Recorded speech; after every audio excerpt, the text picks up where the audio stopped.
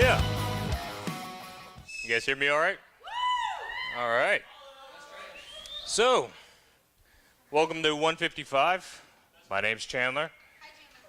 Right on. So, you guys came in. You guys have the little piece of paper, index cards looking like things, connection cards. Throughout tonight, make sure you guys fill those out, and at the end, put them in the offering buckets. All right? So, any newcomers here for the first time? Yeah? All right, this is going to be fun, because you guys know me. So, let's get started. So, we're going to recap, because what I'm going to do tonight is I'm going to close up this epic series. All right? In the week one, we talked about what's the story you want to tell. In week two, it was the big story, God's epic story.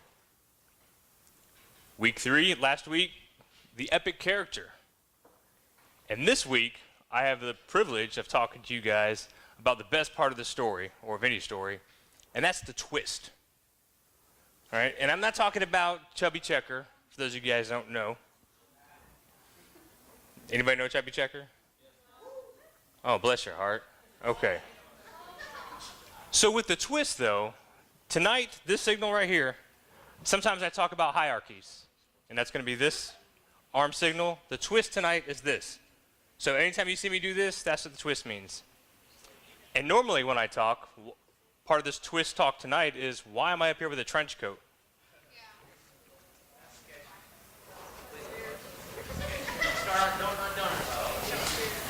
Please don't, man. Anybody that walks in with a trench coat, you never know what's going to happen, right?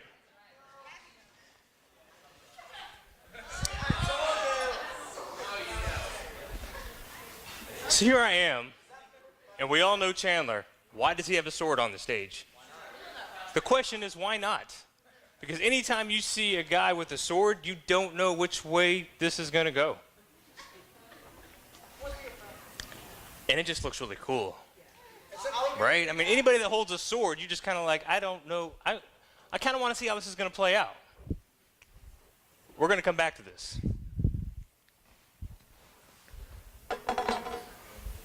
It's legit. I've cut myself several times on it in the past 20 minutes. So, we talked about Chubby Checker, which some of you guys are probably going to Google later on tonight. Every story has a twist. Every movie has a great twist. And there are some very iconic movies that the minute you see it, you're like, ah, got it. One of them is Empire Strikes Back. One of the best quotes, everyone's heard it, Luke, I'm your... For those of you who don't know, Darth Vader's the nemesis, Luke is trying to fight him, good versus evil, and then next thing you know, oh, by the way, I'm your dad. Got it. So everyone's seen this. Next iconic movie, Sixth Sense. If you haven't seen it, basically, it's this little kid with an acting emotional range of a tomato, right? The whole movie, he's just like, I'm cold, there's dead people, and then Bruce Willis is like, I'm a doctor, it's cool. So if you haven't seen it, that's pretty much the whole movie, and at the end, Bruce Willis turns out to be dead. Spoiler alert, but hey, it was like 10 years ago, sorry for you. And of course, every time I talk, I'm gonna give you a little bit of insight of past Chandler, old school Chandler. Now with tonight, before I get to that, because it's a significant emotional event is what's about to happen here, and if your friends aren't here, they totally missed out because I'm not showing this picture again. As I grew up, my dad looked at me several times throughout my life and is like, I don't know if my son's going to make it another year. Not just like spiritually, or I mean, physically, I think society's just going to eat this kid up. He pretty much has a future of maybe like a toll booth collector,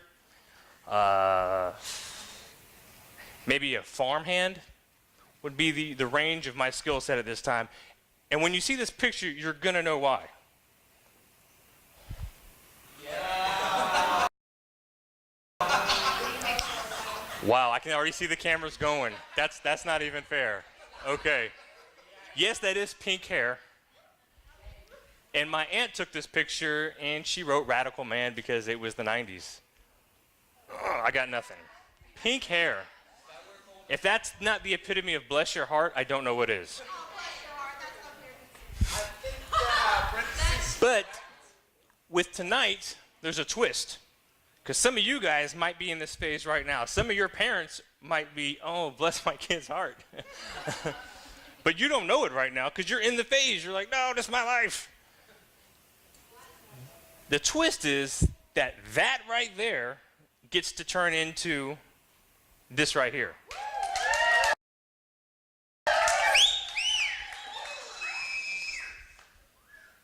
Yeah, that's a sexy man right there. I ain't even gonna lie.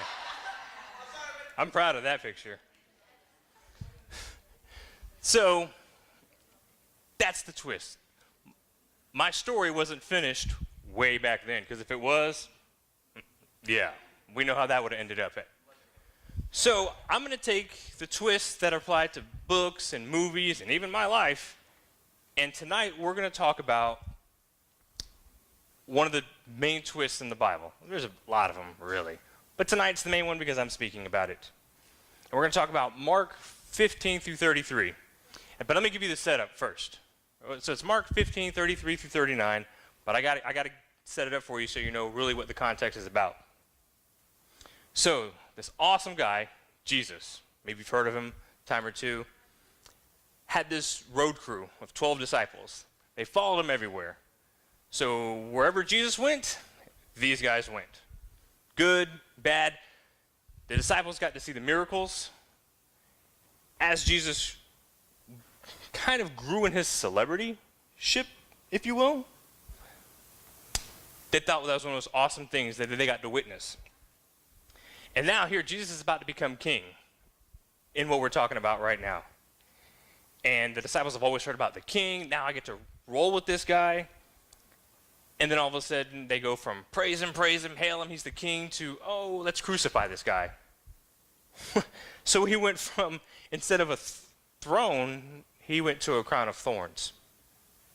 It's a huge shift, huge twist. So disciples are scared. Everyone wants this Jesus guy dead. The King of Kings, they want him dead. Now what do? So disciples have two options. Right? They can either tuck tail and run. They can stay true to their guns and say, no, I know that guy. I'll accept the responsibilities of being associated with it. But one guy didn't. And we know what, if you don't know the story, one guy ended up saying, I don't know him, and you know what, I'm just going to commit suicide. And he hung himself. That's how bad he felt. That's the impact of a decision that he made on his life. Because they're going to crucify the King of Kings. He denied him, and he thinks the only alternative is to kill himself. So that brings us up to Mark 15, 33. At noon, darkness came over the whole land until 3 in the afternoon. And there in the afternoon, Jesus cried in a loud voice, I'm going to butcher this, Eloi, Eloi, my God, why have you forsaken me? I even practiced that and I still butchered it. When some of those standing near heard, and they said, listen, he's calling Elijah. Someone ran, filled a sponge with wine, vinegar, put it on a staff, and offered it to Jesus to drink. Now leave him alone. Let's see if Elijah comes to take him down, he said. With a loud cry, Jesus breathed his last. The curtain of the temple was torn in two from top to bottom. And when the centurion who stood there in front of Jesus saw how he died, he said, surely this man was the Son of God.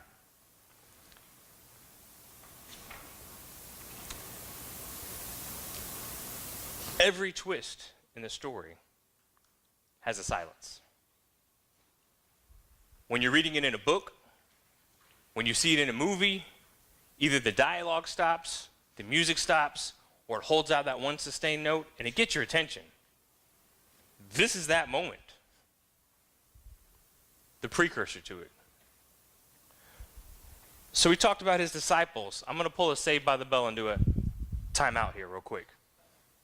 We're going to switch subjects. We're going to talk about that one guy that thought suicide was his only answer.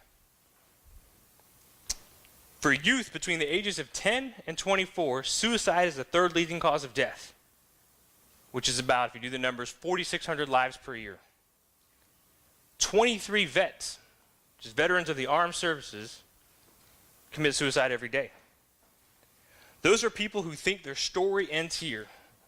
Yes, life is hard, and it's full of pain, and there's mean people, and bad choices suck.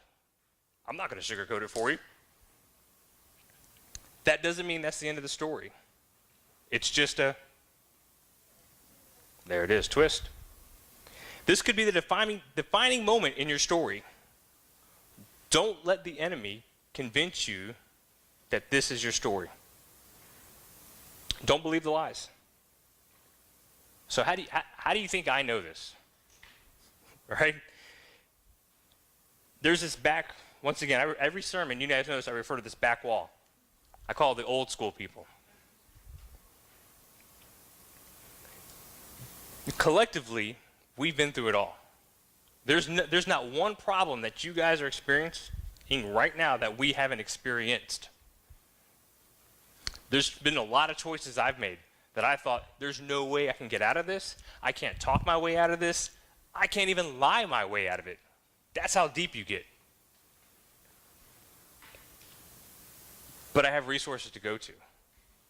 And just when you think you don't have anyone to turn to, there's a bunch of old school people who are judgment free.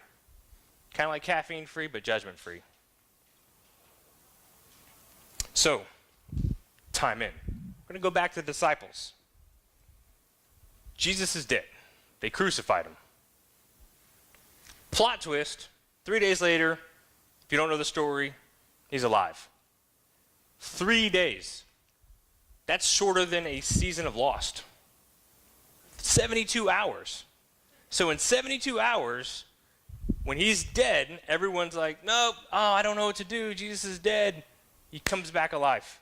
So if you made bad decisions in that 72 hours, that regret immediately sinks in. When Jesus comes back, the disciples break off and they got to tell the story. Everyone, all those disciples have to tell somebody what just happened throughout their whole experience. And they start the church. If the disciples had made the decision at that point to quit too soon or at all, the church would have eventually been started, but it could have been pushed back 40, 60, 100 years. So what does that mean for you guys right now? You guys might think, that doesn't mean anything to me. But if the church is where it is now, and we rewind that 100 years, we might not be able to worship the way we are right now. So the decision they made way back then affects us today. What kind of story do you want to tell? There's a quote, and I'm going to read it because I mess it up. The decisions we make today will determine the stories we tell tomorrow. The decisions we make today will determine the stories we tell tomorrow. I learned this a long time ago, which is why if you guys have spent more than 10 minutes around me, I've got a story for everything. Some of them are wild, some of them are crazy, some are, whoa, you should be dead by now, Chandler. I can look back and laugh at it now, but back then, no. There was no laughing about it then. Because there was a defining moment. I decided I'm not going to let my bad decisions run my life. I'm not going to let them define me. That's really hard to do. Because there's so much external factors that are in our face every single day. Told you I was going to go back to it. We're going to take this sword. And back then, this was the weapon of choice, right? I mean, there was no M16, AK-47, 249, all the Call of Duty cool stuff. This was it. This was your weapon, and this was only as strong as you made it. Now, if you know how a sword is made, you have to temper it. And tempering a sword is a lengthy process. You heat it up, and you put it under extreme measures, and then you cool it down. And then you beat it up. Then you heat it up, then you cool it down. So what does that mean? So in life, if you went through and never experienced a problem, the first problem you experience, you're going to fall apart. You're going to be like, oh, my life is over. I can't handle it. I got to see on my progress report. Really? That's what you have to worry about? So how is it that some people, you ask yourself a lot of times, how is it that this person never stresses out about anything? It's because they constantly adapt to the life obstacles that are thrown at them. All the hardships that you guys go through in your life, if you don't let it define you, but rather build you up and learn from your mistakes, all you're doing is making yourself stronger. There's all kind of quotes about it, and people make livings off of inspirational speaking. If what doesn't kill you makes you stronger. There's all kind of t-shirts. If this was only tempered one time, the first time it was used, it would break. But if it's tempered over and over, I can use it in battle for any situation, and I know that it's not going to fail me.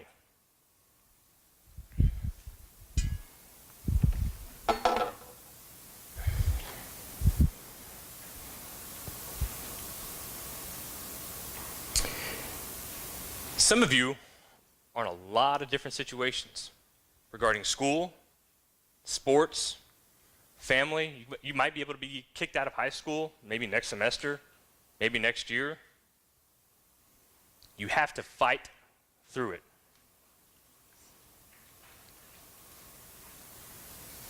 And a lot of times people get up here and they talk about, well, my family's broken, and then there's divorce, and I don't have money. And then maybe half the people, they can't relate to that. They're like, you know what, Chandler? I came from a good family. Money's not an issue in my family. So I don't understand how I'm having trouble. There's something very dangerous with people like that. Because they wake up every morning and they look at themselves in the mirror and they have a secret.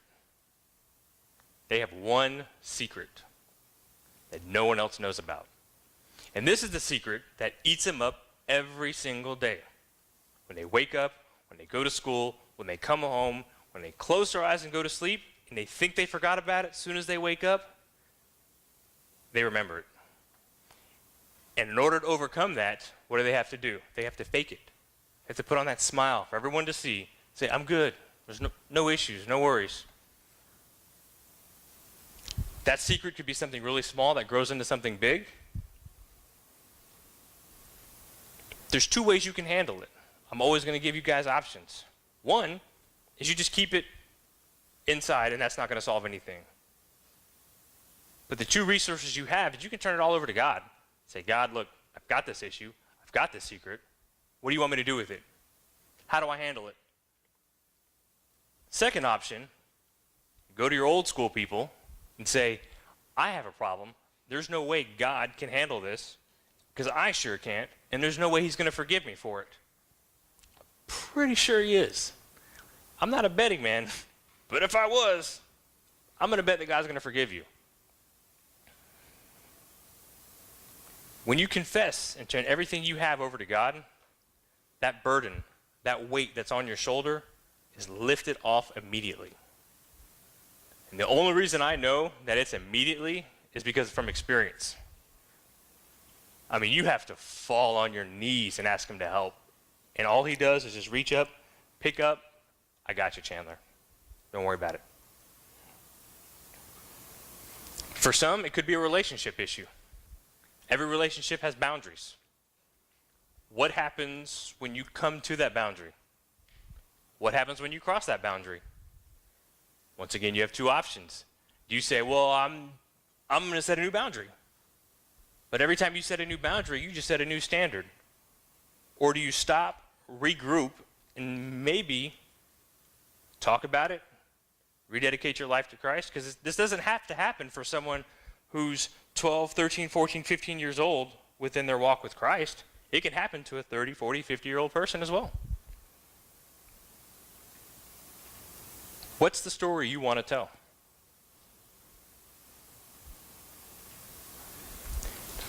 The story we tell, it's funny because it's funny, but it's not. At a funeral is you hear the most elaborate stories about people. And you see it on the news. All you have to do is watch the news, CNN. Well, watch your local news. That's a little more entertaining. When someone's at a funeral, they are the best person in the world. They were a philanthropist. They dedicated time. There's no way they were an issue or burden on society. I have friends. I've sat through their eulogy, and I'm like, no, he was an oxygen thief, a mouth breather, and he probably deserved what he got. If you associate yourself in those situations, well, how did he die in a drive-by? Because he was doing a drive-by. That doesn't make him a good person, but the events that he was involved with did define his life. Everything you do defines you. Every action you take right now defines you, whether you know it or not. And that's hard. That's so hard to know that someone's watching you, whether it might be younger, older. But whatever you do and you let it define you, there's nothing wrong with that, because it does make for great stories later on. But don't let the lies that the enemy wants you to believe about the mistakes you make define you. You take charge of your life. You set your own path. And every now and then you need an azimuth check. Pastor Jeff talked about it a couple Sundays ago. An azimuth check is when you walk straight. If I were to walk straight from here to Mike with my eyes closed, I'm probably going to drift one way or the other. So what do? I got to open my eyes and look where I'm at, get my bearing, and then get back on the right path. My hope for you guys is that when the time comes for others to tell your story, is that they can be honest and say, you know what? They were all right. They were an encouragement. They stood up for what was right. Moral courage. That is such a hard thing to have. It's hard with your peers too.